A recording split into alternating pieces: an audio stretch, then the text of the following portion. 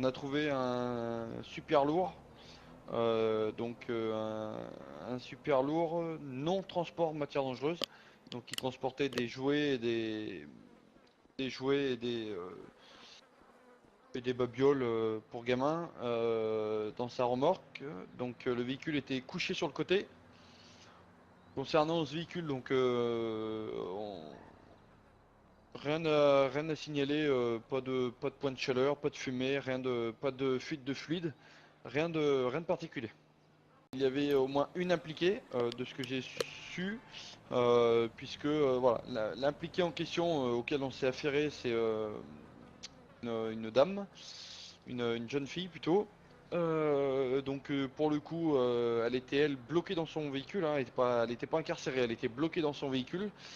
Donc il a fallu simplement voilà caler le véhicule, hein, donc le squad 28, l'équipage du squad 28 a opéré à caler le véhicule pour mettre en sécurité la victime à l'intérieur de son camion. Alors sur la highway, effectivement, on intervient relativement souvent par semaine, je dirais bien 3 ou 4 fois. 3 ou 4 fois par semaine, et ensuite sur d'autres casernes où on intervient également, hein.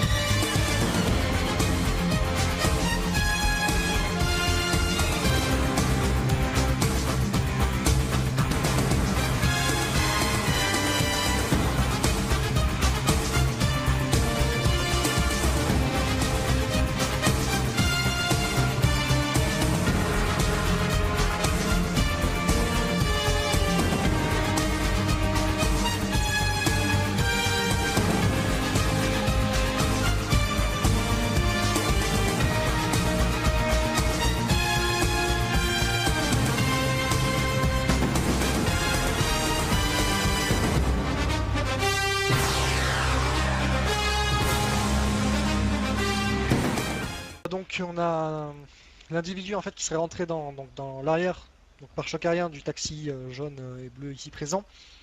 La conductrice du taxi serait descendue à la base pour s'expliquer du moins avec le véhicule gris.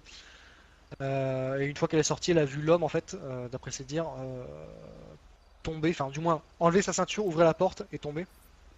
Donc elle l'aurait mis sur le côté. Les députés sont arrivés avec la SAHP, donc ils ont commencé à préparer le travail du LSCOFD en la maintenant en vie car elle faisait un arrêt cardiaque. Donc CPR et prise de pouls. La SAHP avait un AED dans le véhicule, donc forcément utile. Enfin, je sais pas si c'est dans leur véhicule, dans le véhicule taxi. Enfin bref, dans tous les cas, il y avait un AED présent. Donc prise de pouls AED et maintien en vie grâce aux impulsions AED et jusqu'à l'arrivée des EMS.